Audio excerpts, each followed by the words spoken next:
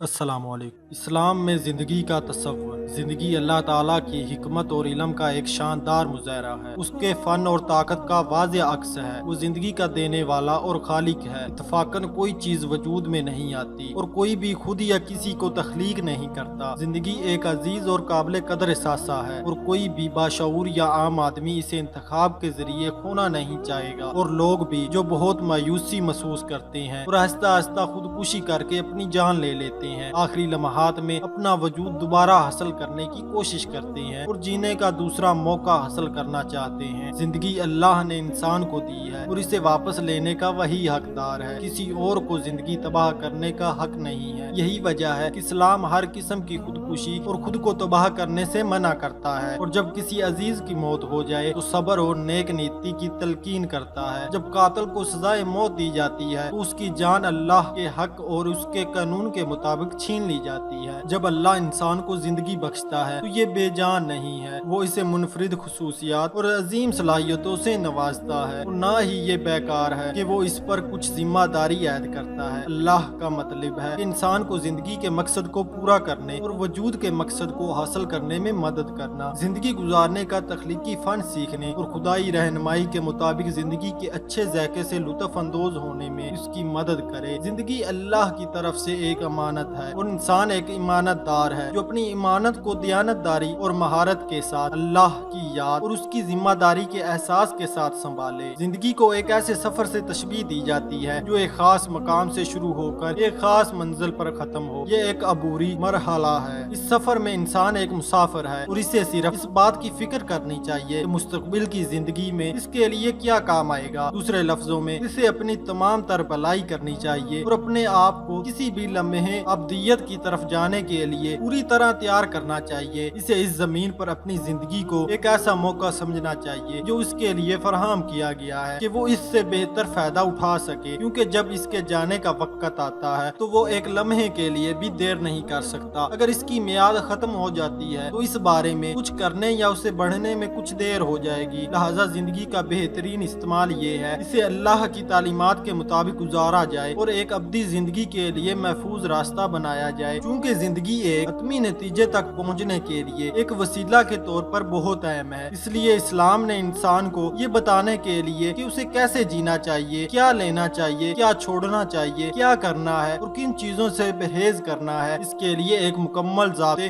اور اصول واضح کیے ہیں۔ پر تمام لوگ اللہ کی طرف سے آتے ہیں اور اس میں کوئی شک نہیں ہے کہ وہ اسی کی طرف لوٹ کر جائیں گے۔ اپنے ایک جامعہ بیان میں حضرت محمد صلی اللہ علیہ وآلہ وسلم نے عقل مندی کے ساتھ انسان کو نصیحت کی وہ اس زندگی میں اپنے آپ کو اجنبی سمجھنے یا دنیا سے گزرنے والا مسافر۔ مشہور مسلم اسکالر ابو اعلیٰ مودودی مزید کہتے ہیں، اسلام کی سب سے بڑی خصوصیت یہ ہے کہ وہ زندگی میں روحانی اور سیکولر میں کوئی فرق نہیں کرتا۔ اس کا مقصد انفرادی زندگیوں کے ساتھ ساتھ مجموعی طور پر معاشرے دونوں کی تشکیل کرنا ہے، اور اس بات کو یقینی بنائیں کہ زمین پر واقع ہی اللہ کی بادشاہت قائم ہو اور دنیا میں امن، اطمینان اور فلاح ہو۔ اس طرح اسلامی طرز زندگی کائنات میں انسان کے مقام کے منفرد تصور پر مبنی ہے۔ اسلام میں انسانوں کی پوری انفرادی اور مشرتی زندگی اللہ کے ساتھ اپنے تعلق کو بڑھانے اور مضبوط کرنے کی مشق ہے۔ انسان ہمارے مذہب کا نقطہ آغاز نقطہ کی عقل اور ادارے سے اس تعلق کو قبول کرنے پر مشتمل ہے۔ اسلام کا مطلب ہے زندگی کے تمام پہلوؤں میں اللہ کی مرضی کے سامنے سر تسلیم خم کرنا۔ اسلامی ضابطہ اخلاق کو شرائط کہا جاتا ہے۔ اس کے ماخذ قرآن اور سنت نبوی صلی اللہ علیہ وآلہ وسلم ہے، اللہ کی آخری کتاب اور اس کا آخری رسول۔ آج اس سچائی کے مخزن کے طور پر کھڑے ہیں، اور وہ شخص جو اس بات پر متفق ہے کہ حقیقت کا تصور جو پیغمبر نے بیان کیا ہے اور وہ کتاب عظیم، اسے آگے بڑھ کر اپنے آپ کو اللہ کی مرضی کے حوالے کر دینا چاہیے۔ اسی تسلیم کو اسلام کہتے ہیں۔ اصل زندگیوں میں انسان کا نتیجہ اور جو لوگ اپنی مرضی سے اللہ کو اپنا حاکم تسلیم کرتے ہیں، اس کی رضا کے آگے سر تسلیم خم کرتے ہیں، اس کے احکام کے مطابق اپنی زندگیوں کو منظم کرنے کا عہد کرتے ہیں، انہیں مسلمان کہا جاتا ہے۔ شرائط کے بنیادی مقاصد یہ ہے کہ انسانی زندگیوں کی بنیاد خیر پر ہو اور اسے برائیوں سے پاک کیا جائے۔